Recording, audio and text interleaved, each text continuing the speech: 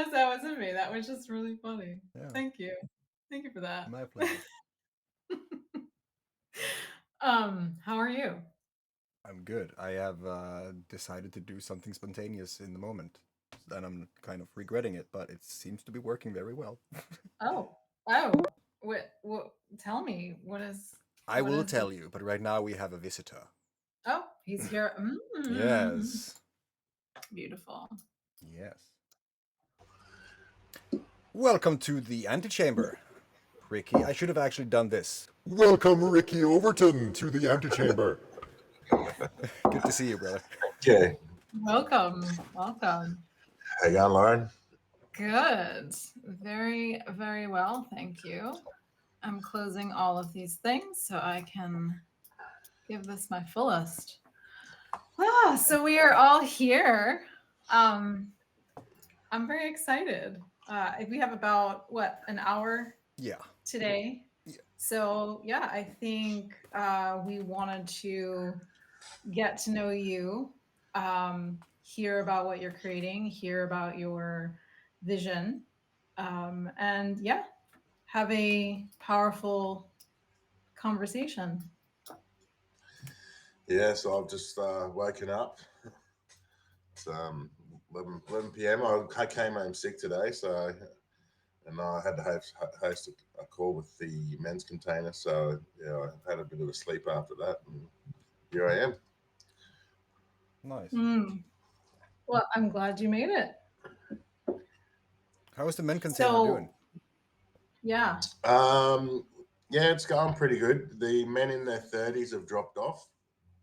So yeah, it sort of confirms that it's seems to be for men in their 40s that are hanging in there. So that might clear up what my avatar base is for this particular program. Yeah, I think that's become quite apparent as we go through. We're into week 7 now. Started off with 10 men. One didn't make it past the one-on-one call. 2 made it to week 4 and went down to dropped down to 7, and we're down to 5 currently by week 7. So yeah, it's and it was a pay-as-you-go scenario as well. So there might be a lesson in that as well. But yeah, it's the 5 men that are left are getting something out of it, which is good. Tonight was much more around mission, vision, purpose, and goals. And 2 out of the 4 on the call tonight have never set goals before in their life. They never even thought about goals. And this is 44-year-old men Ooh.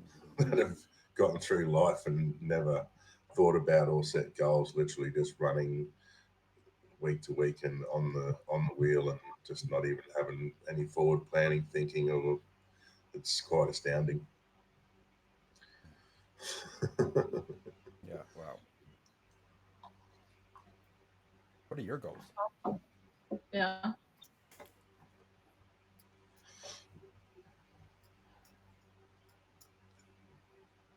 What are your goals, Ricky? My goals. Um,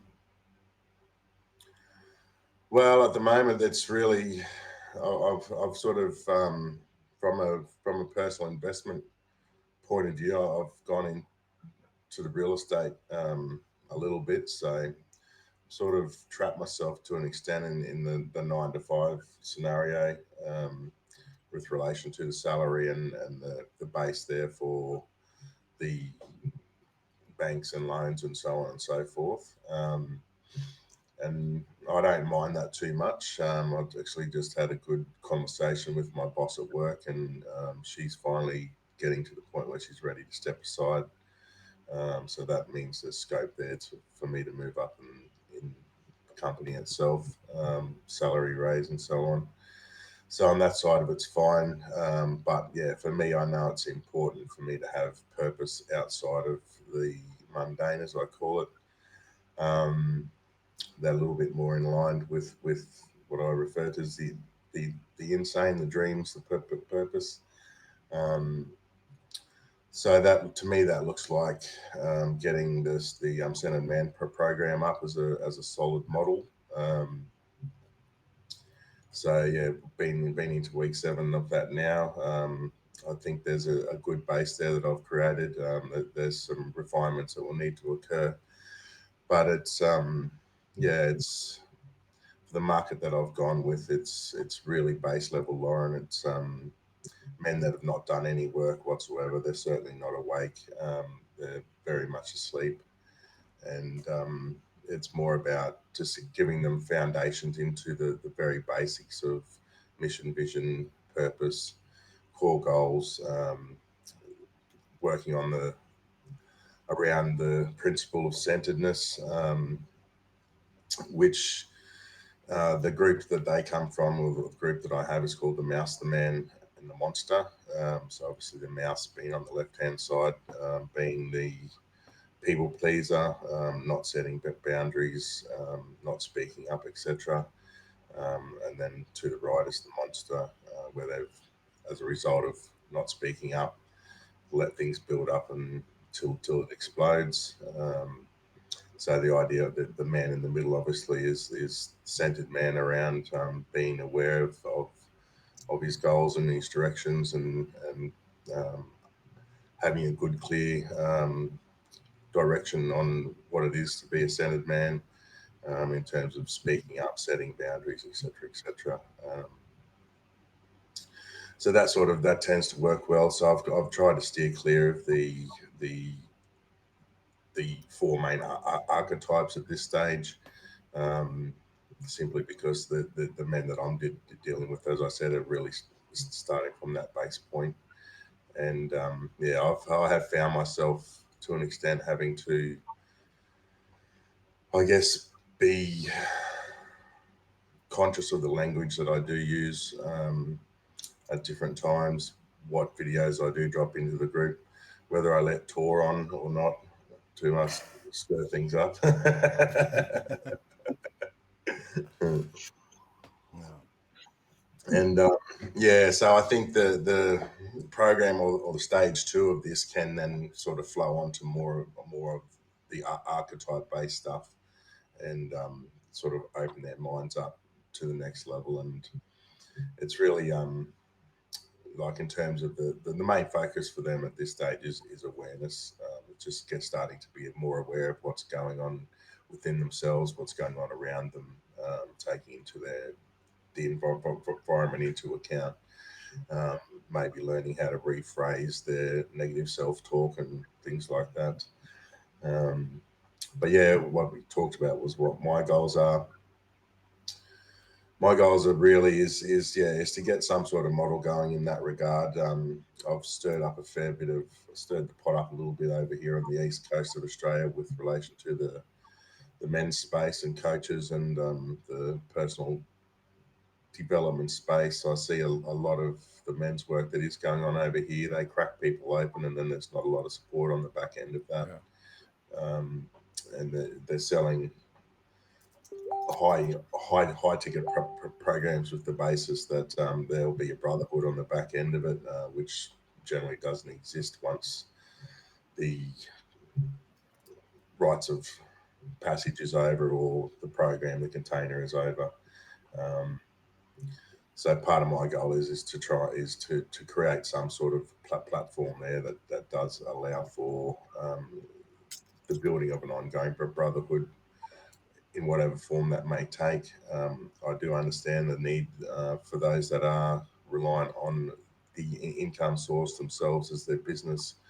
Of course, they can't be caught up in maintaining free um, brotherhoods on an ongoing basis, but I think there's definitely a possibility there to link in with a number of different groups that, if combined, will be able to create a self-sustaining group where the men that are involved can maintain that themselves with some guidance, and a platform there for them to tap into. And I think that if that does occur, then at least, essentially, they've still got a pipeline there that can be tapped back into from a a business point of view anyway. So for me, it makes more sense to keep the men online in some form, regardless of whether they're paying clients or not. And yeah, so I guess in terms of my goals, it's really about progressing that vision along, and yeah, I've sort of suggested that it really needs uh, an entrepreneur or a philanthropist to invest probably up to $1 million to build a platform that's sufficient enough to, if exposed on the media, is large enough to sustain and to onboard, 5, 10,000 men at a time, if it gets the exposure, and that would be the idea. Um, Funny enough, Thor, when I did go into the Legacy Forge itself, one of your questions on there was, what would I do if I had a year to live? And funny enough, that's what I came up with. Was I'd literally go out and do a speaking tour for a year, and really stir up the pot as far as men needing to step up and take the responsibility on, and really have a serious thought about what their role is within themselves, their family, their communities, etc.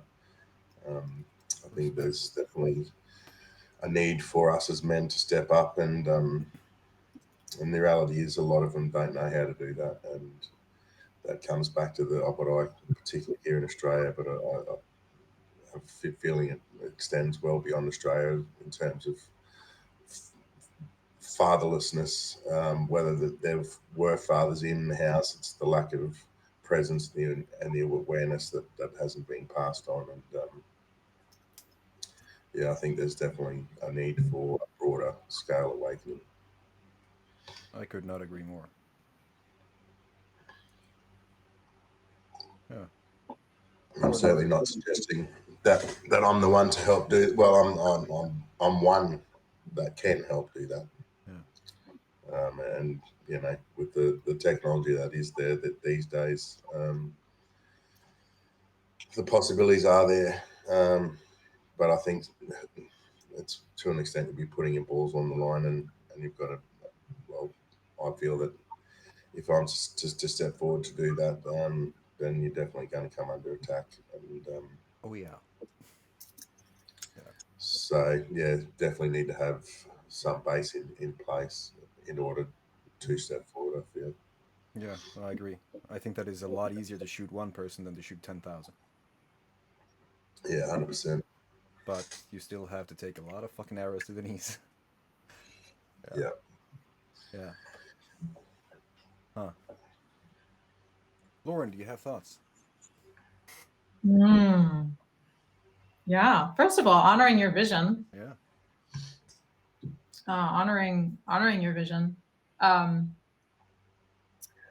What had you step into this work? What is that core instigator of this vision for you?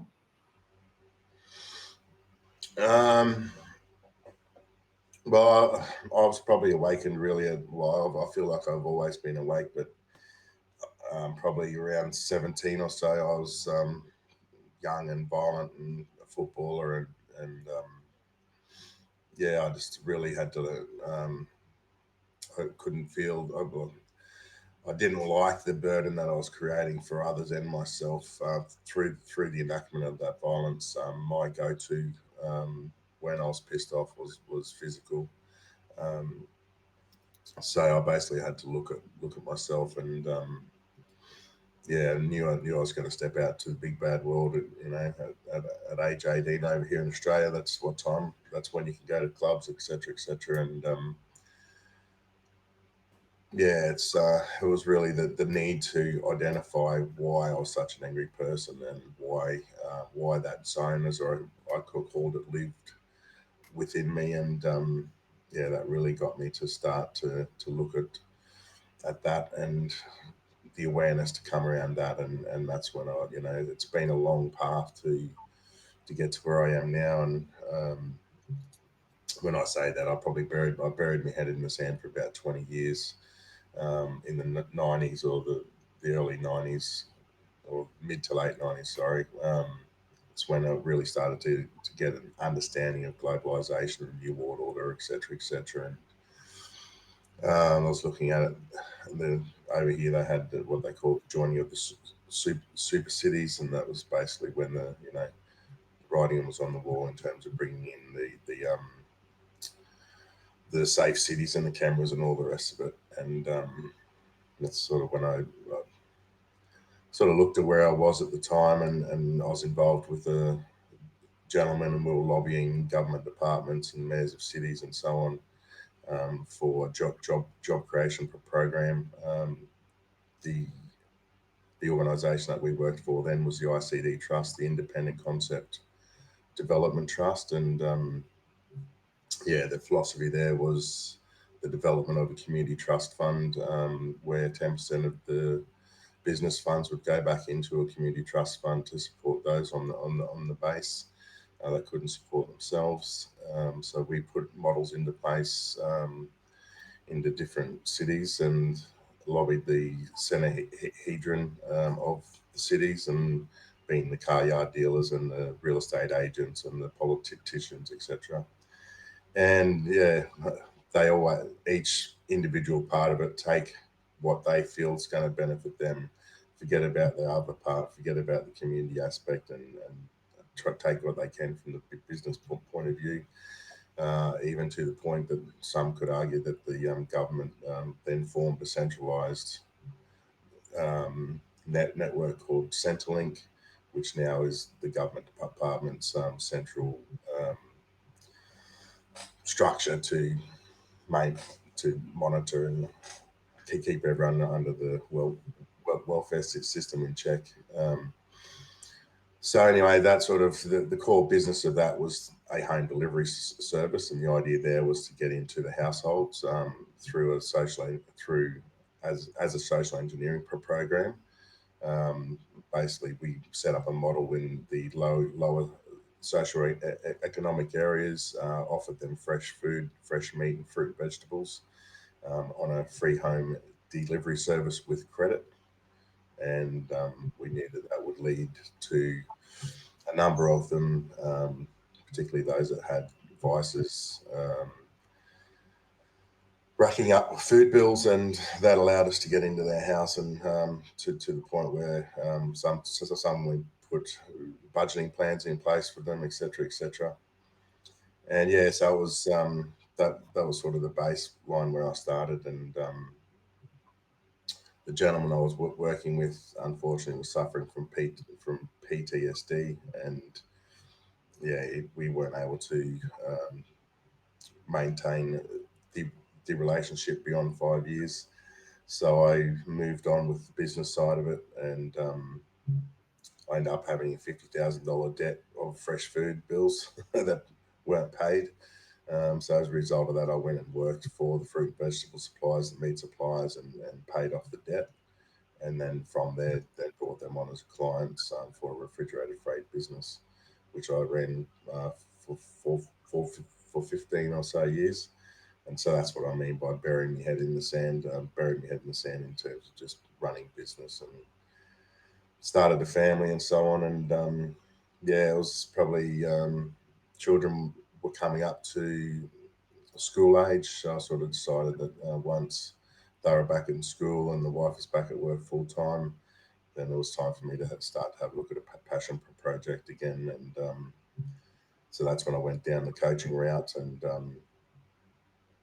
I sort of did two years of R&D in the coaching realm, and as part of that, took on some various rites of passages and different men's retreats and programs, and undertook some modalities and some medicine journeys, etc. And ultimately, I didn't want to have to create content at all. My principle was to become more of a marketer by networking the different coaches and their offerings. but in the end, it's turned out I've got to create the content for the foundation. So that's what brought me to the development of the Centered Men. There's a lot out there in terms of embodied kings and the King's Academy and this and King's this and King's that and so on. But I didn't see much out there that just related to men and men being men without all the without the architects or the archetypes being involved. So yeah, that's basically where we are now, and yeah, it's going to be an interesting ride. And I knew that undertaking the first container was going to build the credibility up for me, and also the confidence to continue to move forward as well. Mm-hmm.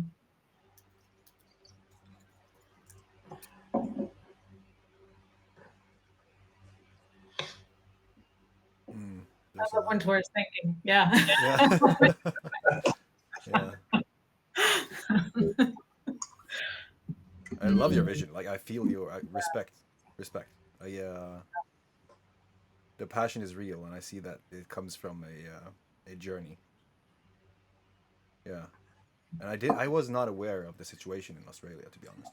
So I definitely see how it's kind of pushing you almost involuntarily. Like if you're not seeing it, it seems like you have to be either completely blind, not knowing what you don't know, or consciously not doing something about it. So for you to actually do something about it, fucking respect, bro. Well, I essentially, I came to the realization I was pushing 130 kilos. I real, for me personally, whether I'm on this planet or not doesn't really bother me. Um, and that to an itself, to an extent, is sad in itself. So having buried my head in the sand, yeah, I'd certainly, got the house and the mortgage and paid the house off and got the boats and the four drives and all the rest of it. And basically, I'm a dopamine addict, drugs and alcohol and four driving stuff like that. Wherever I get that stimulation from, and ultimately, when I'm tapping into source, is that's the only other time that I really feel alive. Um, that one just hit directly in the emotions then when I said that. Mm-hmm. But yeah, it's I'd have very very rare opportunities to really feel into that source, and I've done a little bit of reading up on the self and the idea of the self and whether the self exists or not. Is From what I understand, there's a lot would argue that there is no self um, when you strip it all away. But I personally believe there is a self, and the same self exists in everybody. Um, if they peel back the layers to expose it. So I was contemplating in terms of identity and the identity, which is what they give us when we're born. We take the name, we take the date of birth, we take our parents like what they do for work and where our address and then what schools we're going to and all the rest of it. So alongside of those beliefs that we're given, we also take up that identity. And I was just doing the work and coming up and then asking source quick question is, when we peel all of that back, what's left? And the answer was self. And then it's like, well, okay, if it's self, what does self stand for? And thinking into the masculinity and femininity side of it, the answer I was given was from the masculine side, it's source, energy, life force for masculine, and feminine was soul, energy, life flow. Um, so that was basically what I was given. So when it's all peeled back, there's the self, and there's the energy that is source, that is self. That's my current understanding of it. Mm-hmm. So, Ricky, where do you want your energy to flow on this planet?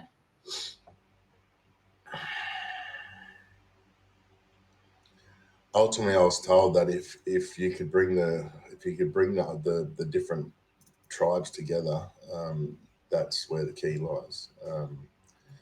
So in Australia, obviously, there's the Mankind Project, which is one of the linked to one of the largest men's tribes in the world, I guess. There's men's Wellsbeans, there's Gathering of Men, there's gatherings on the other side of the country, etc., etc. And the reality is that even though we're all aiming for the same goal, and that's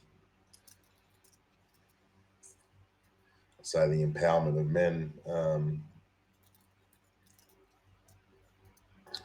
Empowerment of men for the purpose of empowering themselves, their families, and their communities, which is the difference between the men's movement and the feminine movement, and obviously coming from different times. And so not only the gathering of the men, but obviously it's the gathering of the men and the relationships with the women. Um, oh, it's ultimately about community. It's just that me being a man feels driven to go down that path more so.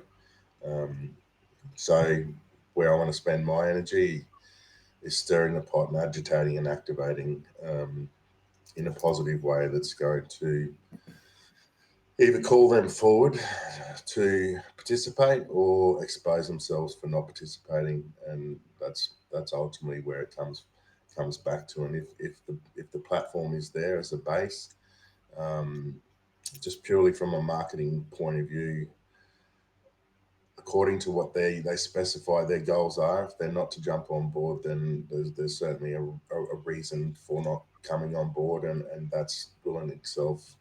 That'll when I say expose, that'll allow the reasons for them to participate or not to come forward. And the number one reason for them not, I believe, will be beyond competition is ego. And I think that's mainly what we're up against. Um, the leaders, the so-called leaders, are going to have the chance to demonstrate whether they are truly leaders or not. Yeah, Mr. Self-proclaimed. Yeah. Mm. And I think over here, that the key to that is tapping back into our indigenous culture. Um, they are they have had the men's circles going for thousands of years, as with all indigenous cultures. So yeah, I think the idea of not being involved is definitely not the right way to go about it. So if we can get those leaders involved, and it's the same white or black, it doesn't matter. There's leaders that are there for the right reasons, and there's leaders that have put themselves forward for their own agenda. That's just human nature. So as long as I have the understanding and awareness of that, which I do, um, then I can move forward, knowing whether they take the offer up or not. It's not personal, Mm. and that's the big thing for my ego to stay in check. Yeah. It's funny that you're saying that it comes down to the tribe and community, because right now there is a movement called the Earthrise Collective, mainly based in Africa, that is bringing the tribes together of the north, south, east, and west. And a lot of these spiritual leaders are now facing the fact that if they don't get into the game, we're fucking up the future.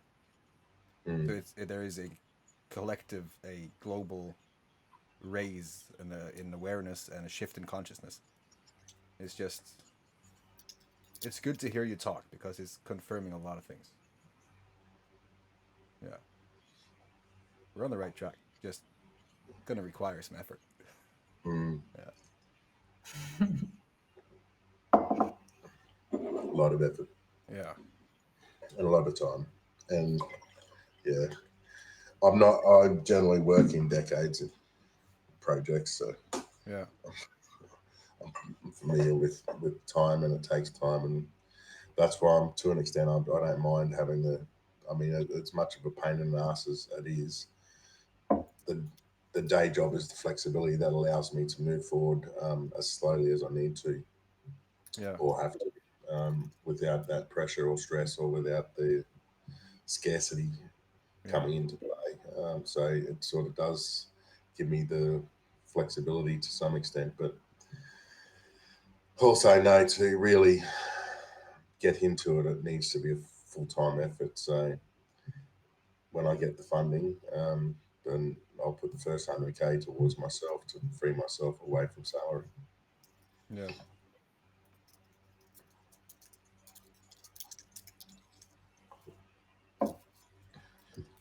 Yeah.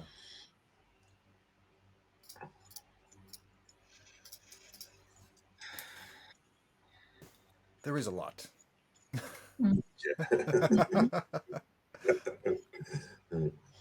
Oh, did I mention that as part of the lobbying back in the early 2000s, we put in local community trust, we put in the Australian Community Trust, which is ACT, Australian Community Trust.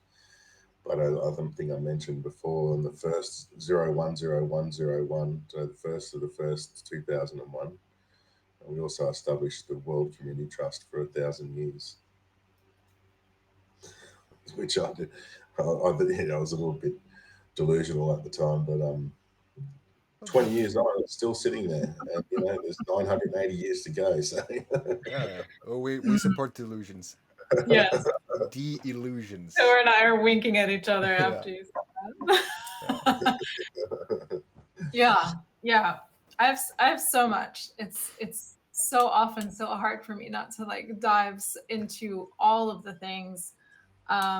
Yeah, thank you for sharing all of that. It's there's a lot of clarity here.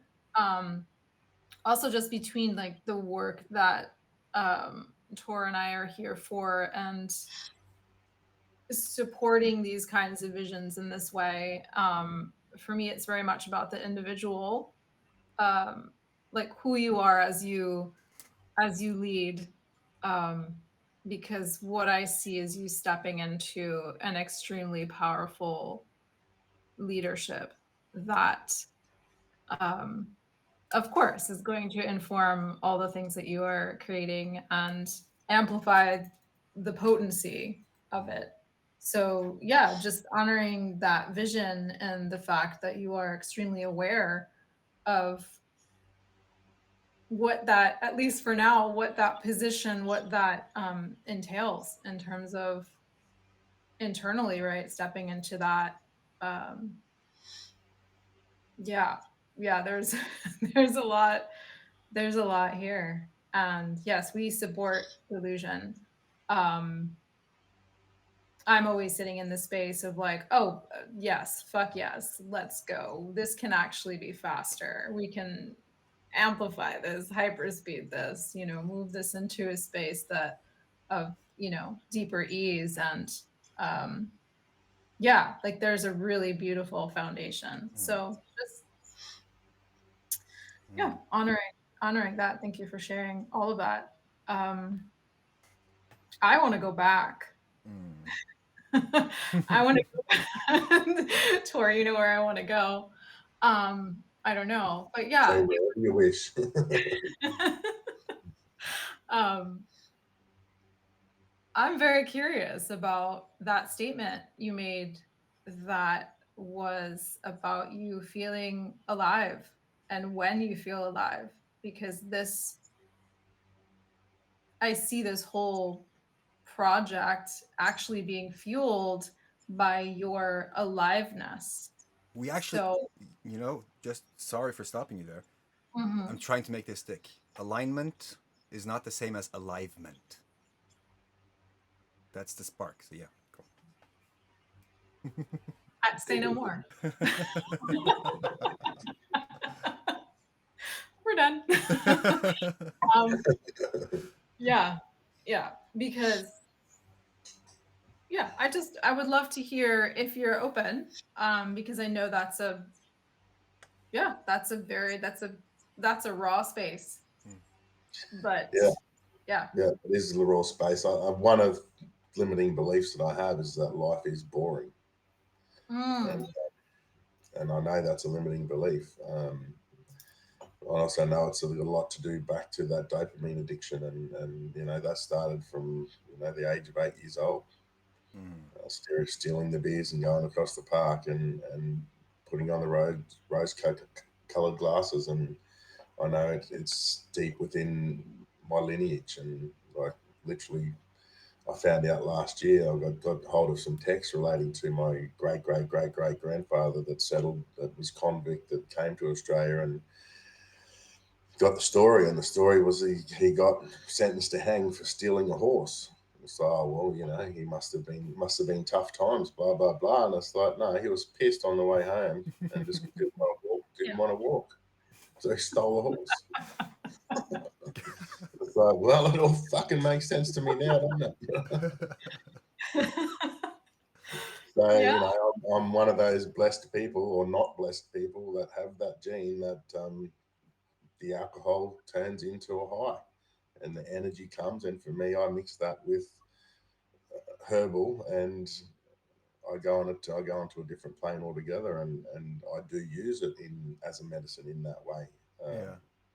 That's when I'm in a good mindset. When I'm in a bad mindset, then it's a numbing tool, which has a different effect and different result altogether.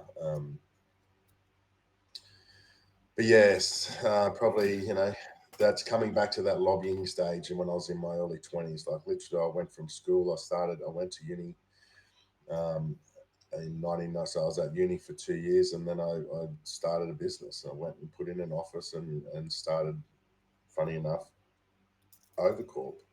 And then I met this gentleman, and then we got into the lobbying, and that state of that lobbying and the business, the development, the concept development, social engineering, and all the rest of it. That's really lit me up. Mm. That it actually was, well, I didn't have a not 9 to 5 job either, so Mm. that was the job, that was the mission, that was Ah, the chills. project for 5 years. That was the purpose, and yeah, like literally, I was only 20 years old, and we were lobbying the mayors of cities and government departments and so on, and different various businesses and business owners and food networks and so on. And it was just this big conglomerate that was already existing, but working out ways to thread that together. To have funds going back into the community trust, which was beautiful. And then the idea of getting into households and building trust and rapport with the people that were asleep and in trouble, to basically reverse engineer an education and support system. Um, yeah, so it was that I really did feel alive back then, and even business to an extent. I got the buzz from that as well, making sales and so on. Just knowing that you're getting paid, rewarded for your effort, and if you can be smart about the way you did that, then there was cream, which you don't get in a job. You just don't get that in a job. Um, so yeah, so then beyond that, it's forward driving, like hanging off the side of a mountain. Literally, you're putting your life on the line, and your rectum is pulsating, and you feel alive Mm. because you're on the cusp of possibly being dead.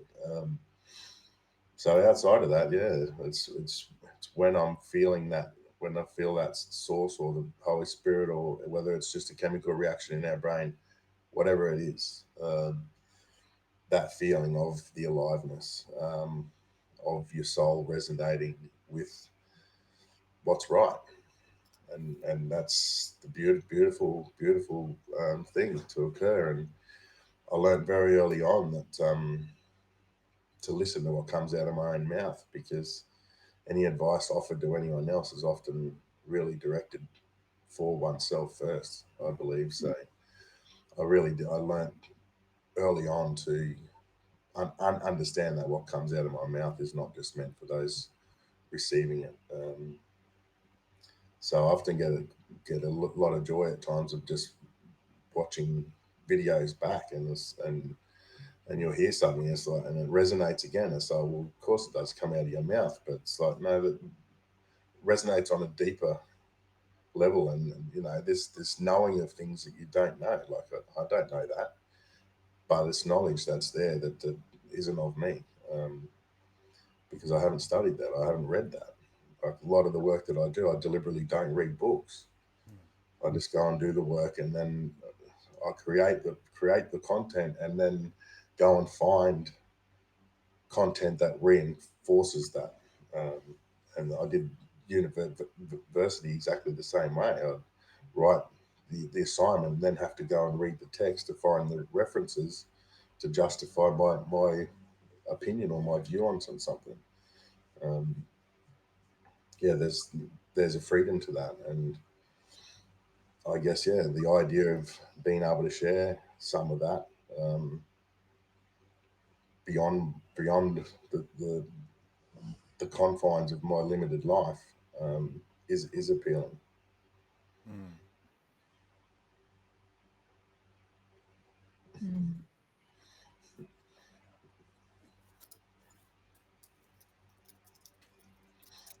I'm wondering what's going on under your grins in there, Lauren. I want to know, when was the last time you felt that? Because I hear you going back into when you were doing a lot of the social community work. When was the last time you felt that fire that hit, that raw power aliveness? um, for facilitating the amends container. Um, Mhm. there's certain points in that, yeah, and that's like you can go through the slideshows, and you can deliver what's there, but it's when you take that to the next stage, and you start elaborating on that from yourself, and allowing what it flows, and then you can feel the engagement with the other men, and you can feel the pennies, you can hear the pennies dropping, and that's beautiful, because then it's like, okay, even if it was only 5 minutes out of that hour and a half, your job's done, because some pennies have dropped, and Mm.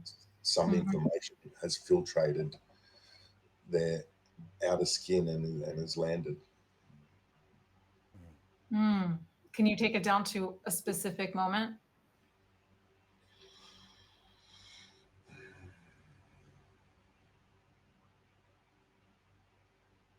So I think on that particular occasion, it was talking about, the idea, and this is the thing, like when we talk about purpose, 95% of people are still not going to get to live or identify what their purpose is. They're going to go through life, and be caught in the wheel, in the matrix, and that's probably the reality of it. But in saying that, it's we're talking about, if you even if you're in a job that you don't like doing, you still have the option, you still have the choice to do the job the best that you can, so that you can take the pride out of that job and the way you do that job for yourself. Um, yeah, just truths like that. It's up to us. We have the choice to do the best that we can, so that we can fulfill ourselves, even in an unfulfilling circumstance.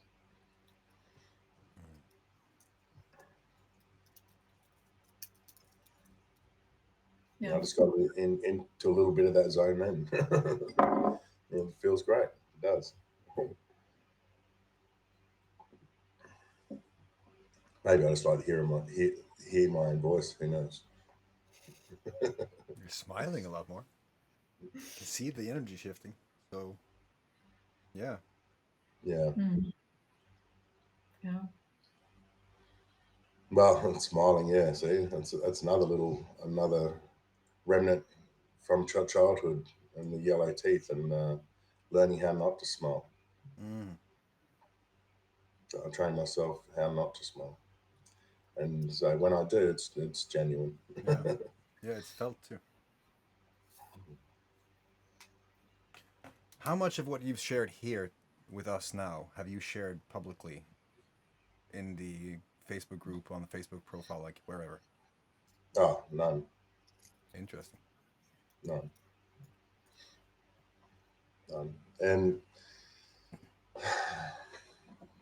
yeah, the Facebook group that I've got is a bit of a mixed bag. It's probably 25% from my friend list, the original when your friends list was a friends list, um, and there's probably 25% of those that are in the space themselves Mm. in one form or another, and the other 50% are essentially asleep, so and haven't done any work whatsoever. Um, and a lot, and that's the thing. The market that I started with is the market that nobody wants to touch. They're the ones that have the vices that don't have the desire or don't have the desire to invest in themselves. They are the ones that have to hit rock bottom before they will do anything, essentially. And yeah, it's and you speak into that group and it's full of it's just crickets. Mm. But then the feedback I get is that there are men there that never respond, never like or anything. But then they'll talk to me and tell me about, oh, I read this the other day and that really helped, and blah blah blah. And Yeah. so I understand for some of them, just being a member of the group is in itself something. They get something out of that, even if they don't participate. Yeah. Um, so yeah, I've sort of screwed my my algorithm up to an extent. It's not full of my potential target market in terms of clients, but it is full of my target market in terms of leaders and people doing the coaching and so on and so forth. So it's sort of full of that spectrum as opposed to the spectrum I really need to fill up. And I don't even know that I want clients, like in terms of. I mean, I think the idea of getting a pilot program going and maybe doing 2 or 3 rounds to consolidate that and refine it. But in terms of whether that's my long term passion, I don't know that it is. Mm. Uh, but that's what I'm discovering. That's what I'm having. That's what I'm finding out. So that's the process. I think if anything, it's really just to get that content in on the base level so that I can go to. I've got to create a mechanism from a marketing point of view that can capture the target market of the ones that are there to serve them, if that makes sense, Yeah. independent of Facebook. Because a lot of them are turning into coaches, because it's difficult to penetrate the bottom end of the market where the help is needed. Yeah. And I think that's the challenge for a lot of coaches, Yeah. particularly with men. Like it's a lot easier to serve women because they will invest in themselves. They're used to investing in themselves, um, whereas men aren't. They're used to investing in their toys to escape. That's the challenge.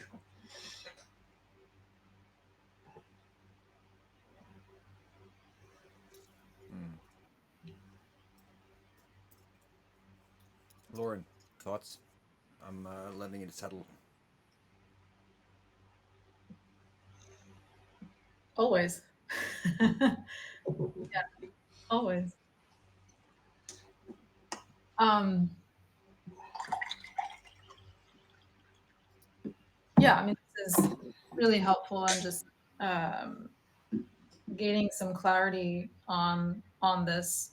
Um, for me, it's always about, what is that fire? What are the beliefs in the way of actually creating this thing the way that you want to create it? I'm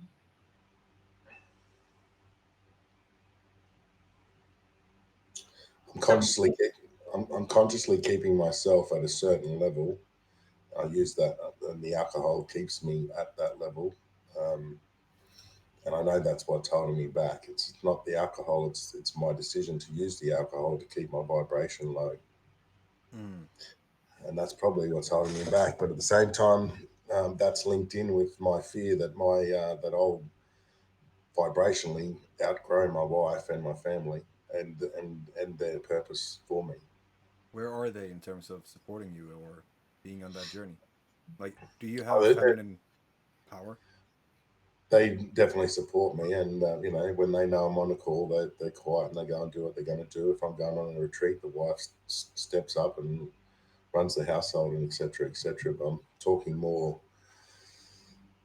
growing apart from her because just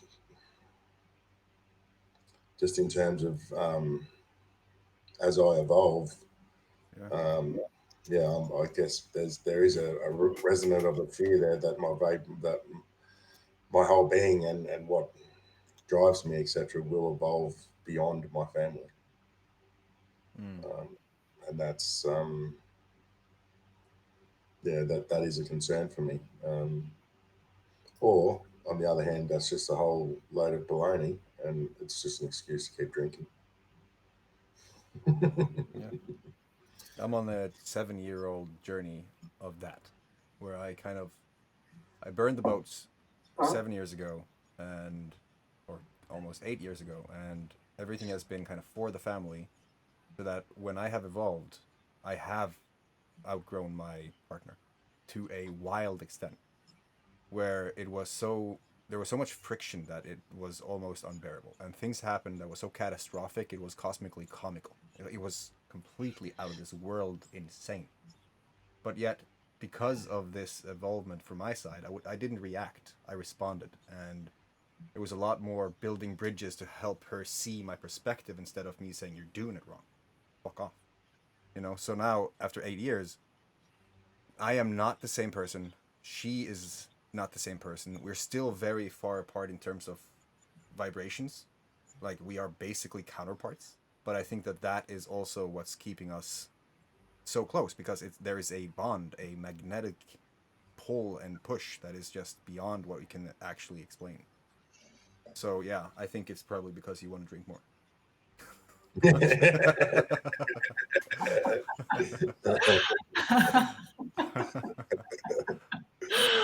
Oh man. Also grace for this journey. Yeah, There's something beneath the drinking, right? There's yeah. something, it's just we all have whatever the thing is that we go to because we're fearing the next level. Mm. So yeah, also just giving yourself grace in that moment, and also seeing the fact that you see that maybe you don't see exactly what it is, but that you are already in that awareness, which is like the 1% of the 1% of the world. Yeah, yeah. Truth. So um yeah, so the limiters, right, that we hold in terms of stepping into that next level identity, I don't think ego is bad, or it can be utilized, and it is just there to keep us safe, right? So it just doesn't want you to to go into the delusion, but in the delusion is the dream, is the vision, is that next level identity that we can't even see ourselves very often. So not that I need to add to the conversation about like partners and vibrationally, but yeah, my partner is also the polar opposite. Like, he is Russian, he is a professor. He goes to work in a suit and tie, right?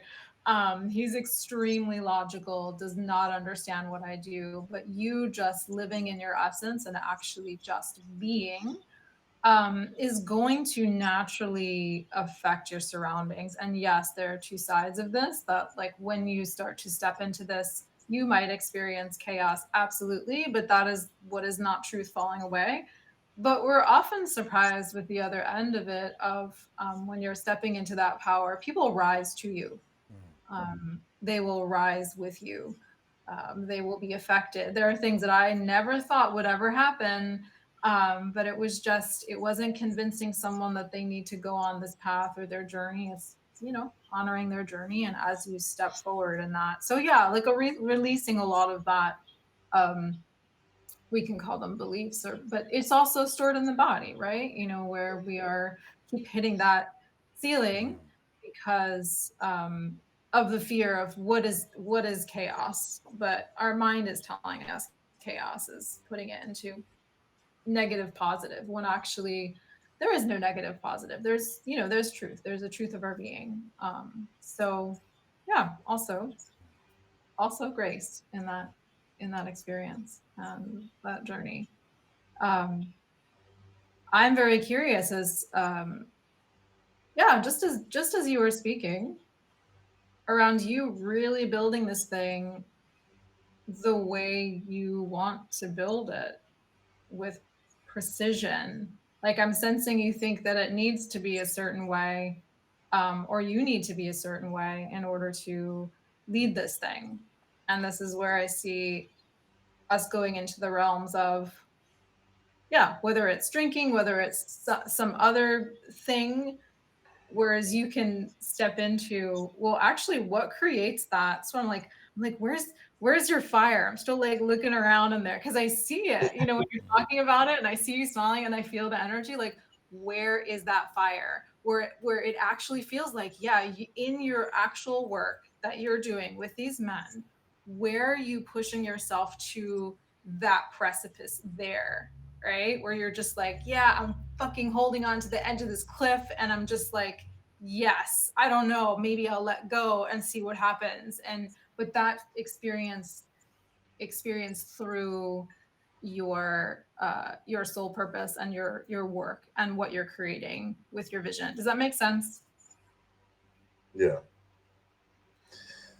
Yeah, well, I mean, just the stepping into the container itself, it's the first time that I've actually taken responsibility on to hold men in this way, Mm-hmm.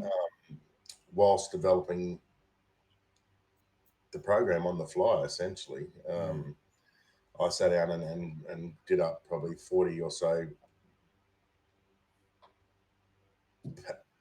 PowerPoints as a base, and into by week 5, it's like I'm creating the content, putting it in there literally now before we go live, and that can be going on up until 10 minutes before I jump on.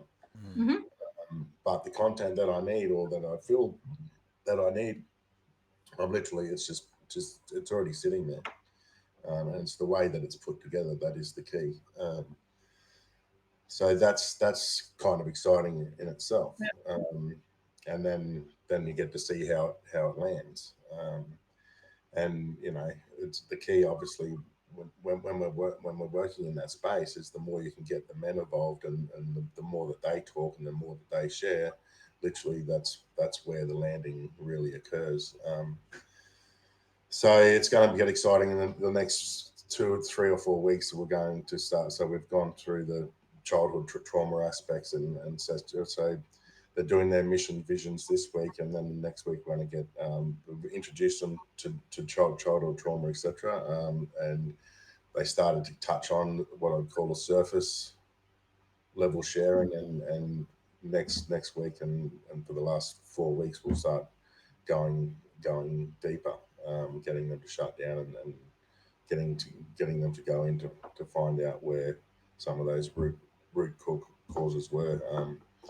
So that's going to be another layer and another depth again. And I think for me personally, ultimately, that's where I'd like to have the Centered Man program there as a pilot project, etc., and then focus more on the one-on-one niche clients down the track. So essentially, yes, it's still a funnel essentially. But whether it's a funnel or not, it's about delivering content or allowing people to tap into something that may not pay for it, that would otherwise not pay for it. But if they go through that base program, that might be enough for them to actually go, hey, you know what? This is fucking beneficial. Maybe I will fucking work out a way that I can invest in myself. And then at that next tier, that they do the base level investment there, and so, you know what? Maybe I will cut down on my piss. Maybe I will stop gambling. Maybe I will stop doing this, so I can actually afford to properly invest in myself. And then eventually, then that could lead on to there. As a result of that, then maybe they do get that job, that better job, etc.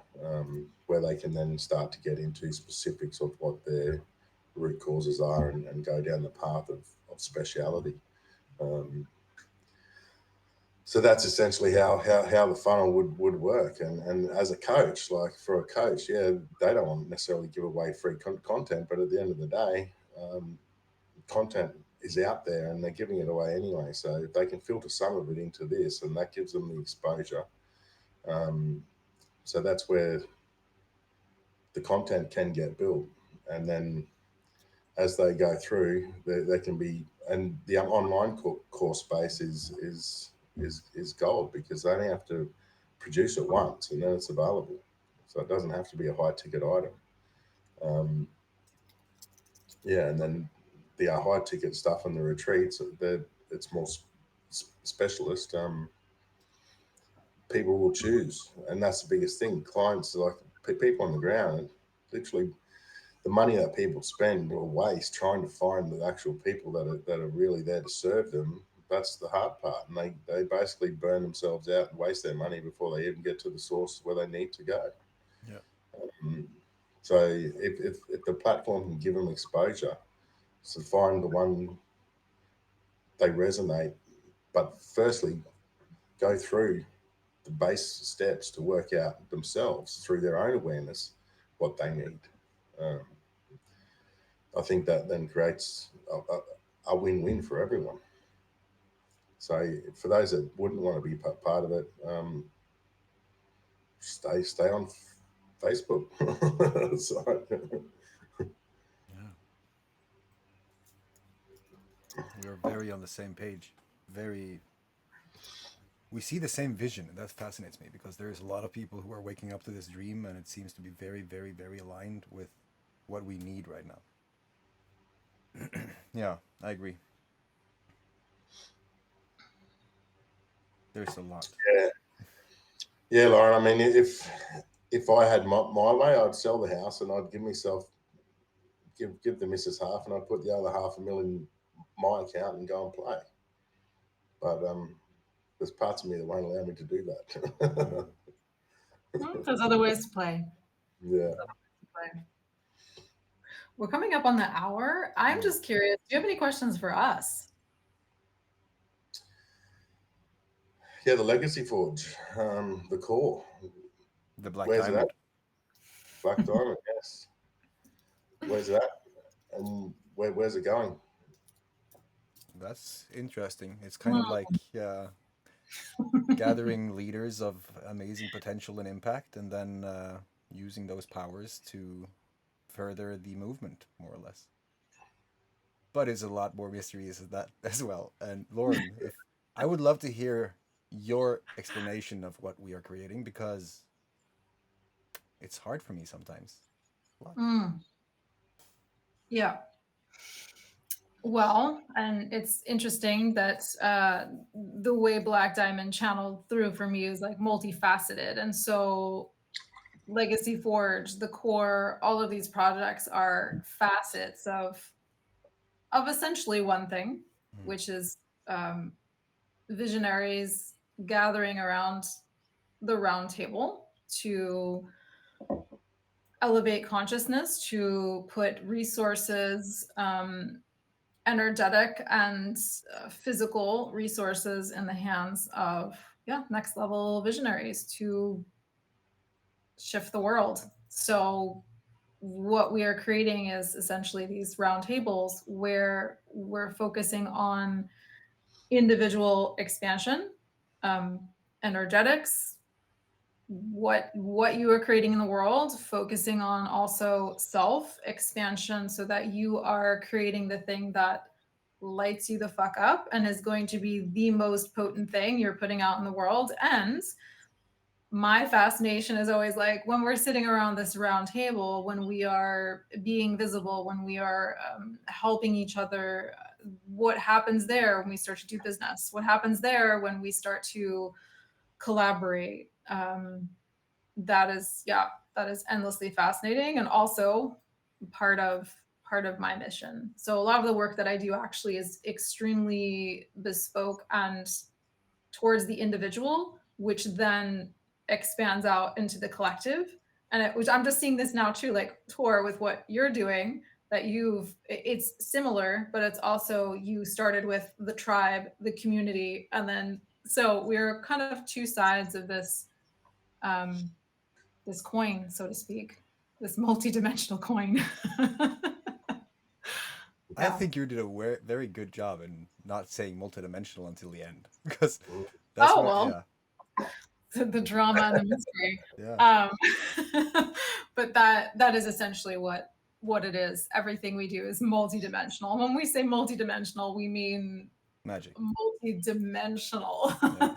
So it is understanding, like, even just part of my work and understanding, like, the business ecology, what that looks like, and then the energetics behind that, the personal energetics, how you are stepping into leadership, how you are expressing into the world, how you are deeply connected to your own genius, and what that looks like and what that feels like, because you cannot create a thing that is going to be like, your vision is really big, right? You're talking about like 10,000 people, in this, right? It's not going to like land in the 3D at the potency that you want unless it really comes from, that fire that is in you. And that's what we're here to, Ignite. elevate, help you create, and have you sitting at tables where people actually understand what you're talking about and can help you.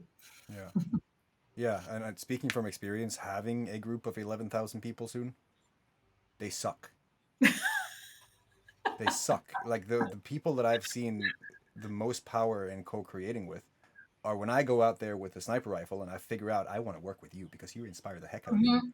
And I go Yeah. around them and I figure out who they are, and then I come in as this mysterious thing that I just want them to see that, oh shit, someone is seeing me.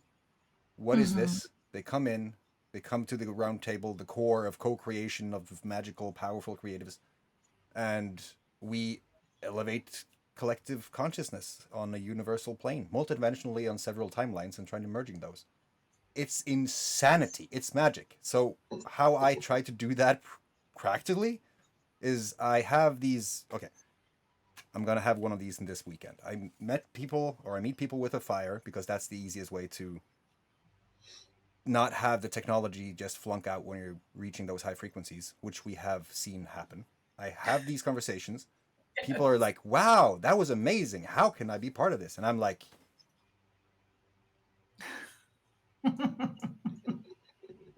that's it. And then, they are guided from that card or whatever it is to an actual adventure that is going to be rites of passages for them to do or do not. Like, here is the coordinates for this high peak. On top there's going to be a runestone with a QR code. Do you want to climb that fucking mountain? Because if you don't, it's up on you. So, and then just having fun as we go. This in June, I'm gonna have a extreme tag play date thing with my family, and I plan on having a car chase with a helicopter and a Viking horn. Like, I think play needs to come back into the mix, and I think that we do way too little of it in the epic scale that we could. And when we do that, the energy that gets released is just power. It's freaking power. Actually, it's fucking Epic. that's what it is. Yeah. It's hard. It's hard to say what this is. It is. It is. Well, I mean, there are so many different ways to play. I think that is the that's where it comes down to, in terms of, what Tor and I are doing specifically with the core, is having a round table where there is there is specificity in these seats, if you will. Like, when you fill up a seat, you have a purpose. You have it is, yes, what you do in the world, and a purpose that you serve within the core, right? It's a responsibility, so to speak. And it looks like a mastermind. It looks like a portal with access to some of my expansive work, some of Tor's expansive work.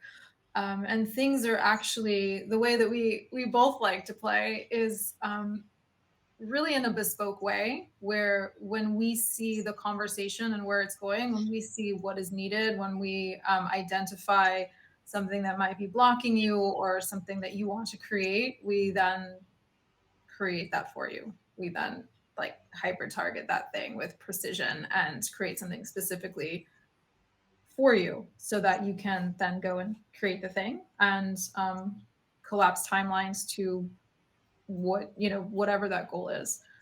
So there's monthly mastermind calls, which we're starting now, and we're once again, bringing this into really just using our site and listening a whole lot. That's our purpose right now, right? Listening, seeing, crafting what we see is needed, and then giving you access to resources and things like that. So, Tor, I don't know if you want to go into what some of that looks like, if that's really necessary at this point, but might be kind of cool I to, can, yeah, yeah.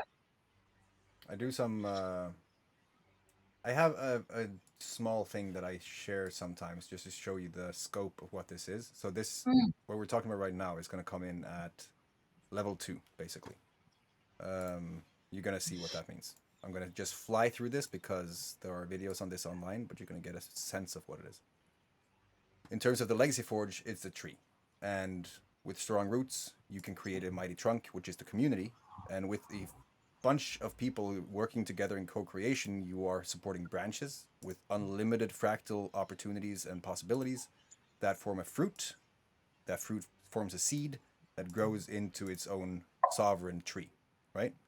And your power, like you're in a forest of like-minded people all supporting each other with their own tribe and communities behind them and all that stuff. And for me, in the beginning, that started with this very controversial group that is now Scandinavia's most, like, it's the biggest one in Scandinavia, and it is about psilocybin mushrooms. So it was very much like that should not have happened because, and also it has 80% engagement rate because we have introduced this energy that can't really be explained. Like you're feeling something, you're not necessarily being told what that is, but people feel that spark. And so we moved that over to the Discord server where we host all these things. And all this is for free.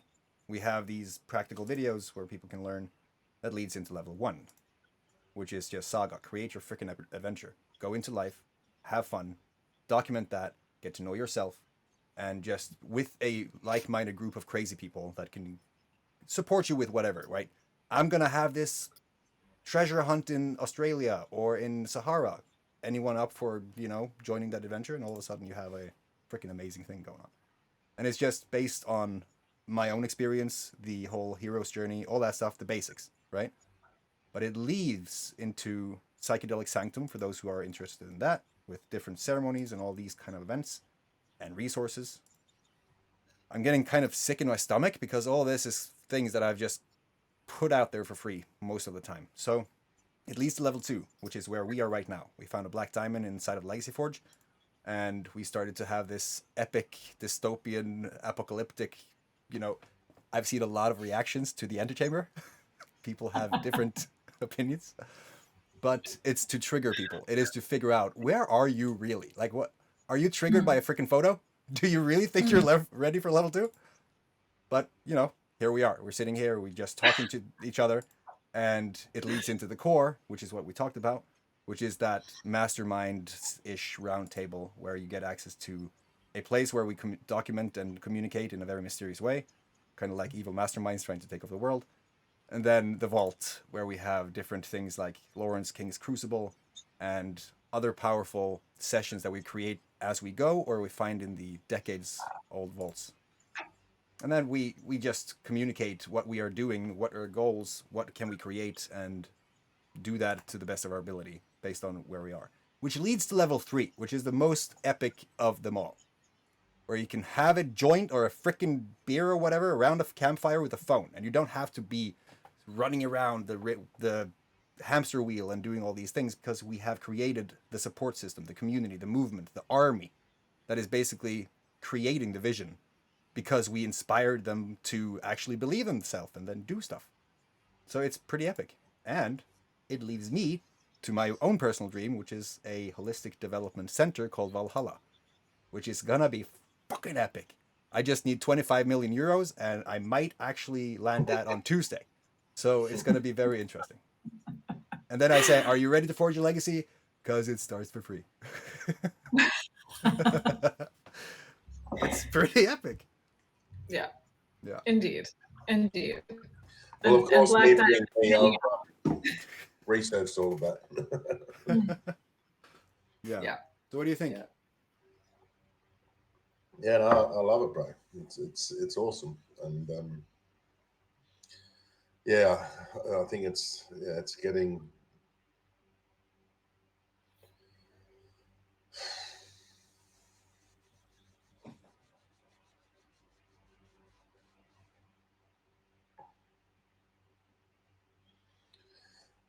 Yeah, I think it's.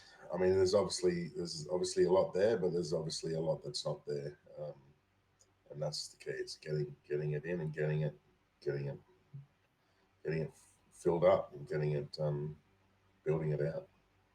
It's Yeah, exciting. yeah, exactly.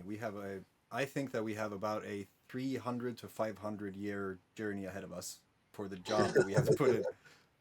It all depends on the effectiveness of our ability to wake people up. Most people are beige, and we need to introduce some color and some spark. But yeah, Mm. as you see, the vision are very aligned because it needs to happen. It needs to happen now. Yeah. Yeah. Yeah. And you know, I'm gonna contradict that and being like, yeah, this doesn't need to take 300 years. No, yeah, exactly. Some of this actually happened last month, so it's My work yeah, is a time collapse, baby. Let's go. Yeah, yeah, yeah. So this is like a, it feels like just a taster of even like what that, you know, the it is. overall mission of that. And then Black Diamond being just my personal work for those who want to really go deep on an individual level and hyperspeed that way. And so they're like interwoven at this Mm, point. mm, Yeah.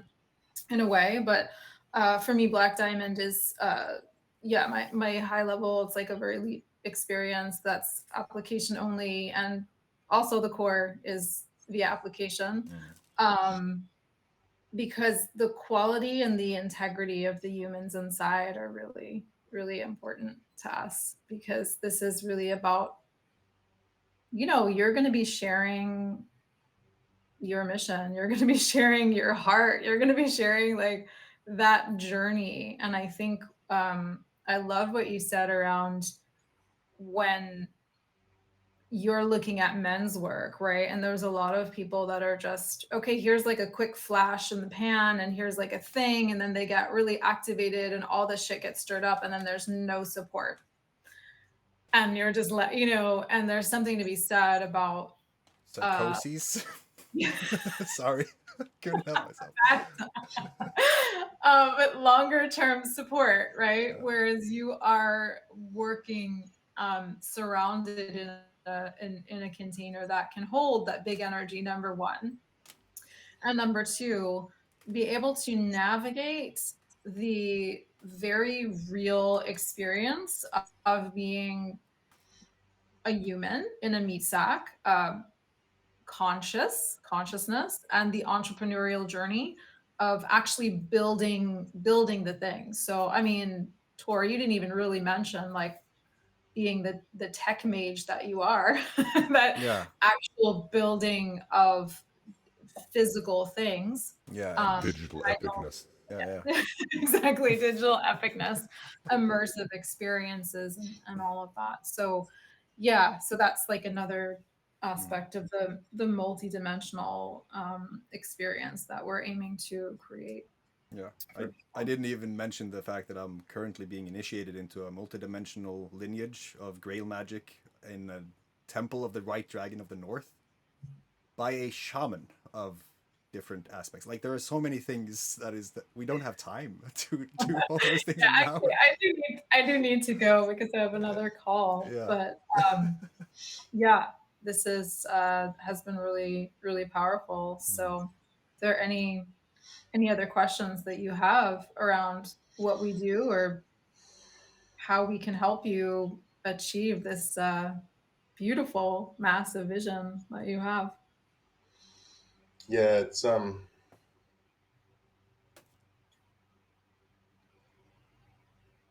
yeah, I'm not sure at the moment. I mean, my interest is I would like to be part of I would like to be part of the team essentially. Um, I'd like to be part of the team that represents the Forge here in Australia. That's the perspective I'm coming from. I love that. I think we're going to create a lot of magic, and I will reach out to you very soon. Mm-hmm. Hell yeah. Mm-hmm. Yeah. Not yeah, Yeah, because listen to let's just keep rolling and then touch base again Yeah. in a little while. Yeah. Sure. Sounds good. Yeah. Oh, Thank you for your time, brother. See you Yeah. soon. Thank you. off to bed, Amazing. guys, for me. Yeah. So what time are you guys over there? Because I know I screwed up a call with Lauren already. It was the day before. Yeah, it's Wednesday, May 8th, 10:19 a.m. for me. Trick, Lauren. Set the time based on the client's timeline. Yeah, usually I have a Calendly link that takes care of that for me. Yeah, So, beautiful. yep, and Google works. So there's that. Thanks, team. Thank All you. right. All right. Take care. Bye. Bye. Bye.